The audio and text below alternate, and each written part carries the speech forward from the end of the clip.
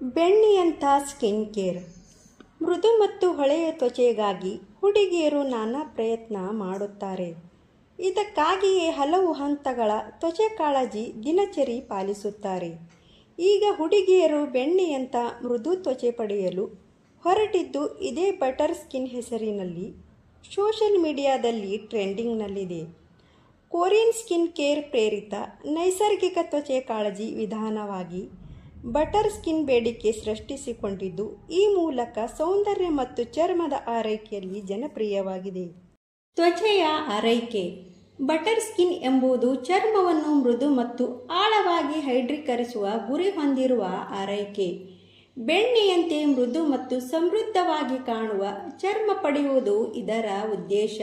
ಹಾಗಂತ butter skin ಕೇರ್ನಲ್ಲಿ ನೇರವಾಗಿ ಬೆಣ್ಣೆ ಬಳಸುವುದಿಲ್ಲ.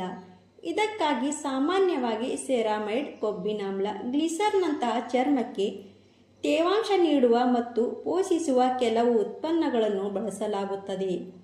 ಹಾಲಿನ ಬೆಣ್ಣೆಯನ್ನು ನೇರವಾಗಿ ಬಳಸದಿದ್ದರೂ ಸಿಯಾ ಬೆಣ್ಣೆ, ಕೋಕೋ ಬೆಣ್ಣೆ ಮುಂತಾದ ಸಸ್ಯಜನ್ಯ ಬೆಣ್ಣೆಗಳನ್ನು ಚರ್ಮ ಪೋಷಿಸಲು ಮತ್ತು ತೇವಾಂಶದಿಂದಿರಲು ಬಳಸಲಾಗುತ್ತದೆ.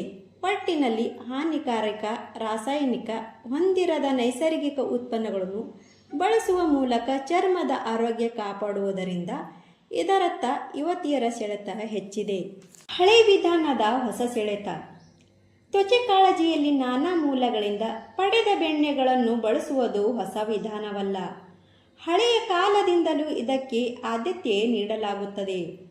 ಹಾಲಿನ ಬೆಣ್ಣೆಯನ್ನೇ ನೇರವಾಗಿ ಕೆಲವರು ತ್ವಚೆಯ ತೇವಾಂಶ ಕಾಪಾಡಿಕೊಳ್ಳಲು ಬಳಸುತ್ತಾರೆ.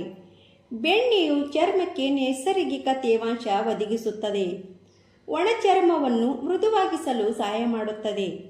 ಬೆಣ್ಣೆಯಲ್ಲಿ ವಿಟಮಿನ್ ಎ, ಇ ಮತ್ತು ಇತರ ಪೋಷಕಾಂಶಗಳು ಸಮೃದ್ಧವಾಗಿದ್ದು, ಇವು ಚರ್ಮವನ್ನು ಆರೋಗ್ಯವಾಗಿಡಲು ಪೂರಕವಾಗಿವೆ. ನೇರವಾದ ಬೆಣ್ಣೆಯ ಬಳಕೆ ಎಲ್ಲ ಬಗೆಯ ಚರ್ಮಕ್ಕೂ ಸೂಕ್ತವಲ್ಲ. ಮೊಡವೆಯಂಥ ಸಮಸ್ಯೆ ಉಂಟು ಮಾಡುವ ಸಾಧ್ಯತೆ, ಕಿರಿಕಿರಿ, ವಾಸನೆ ಮತ್ತಿತರ ಕಾರಣಗಳಿಂದಾಗಿ ಈಗ ಸೂಕ್ತ ಉತ್ಪನ್ನಗಳ ಮೂಲಕವೇ ತ್ವಚೆ ಹೈಡ್ರೀಕರಿಸುವತ್ತ ಒಲವು ಹೆಚ್ಚಿದೆ. ಸ್ನೇಹಿತರೆ, ಈ ಮಾಹಿತಿ ನಿಮಗೆ ಇಷ್ಟವಾದರೆ ದಯವಿಟ್ಟು ಸಬ್ಸ್ಕ್ರೈಬ್ ಮಾಡಿ ಹಾಗೂ ಲೈಕ್, ಶೇರ್ ಸಹ ಮಾಡಿ. ಧನ್ಯವಾದಗಳು.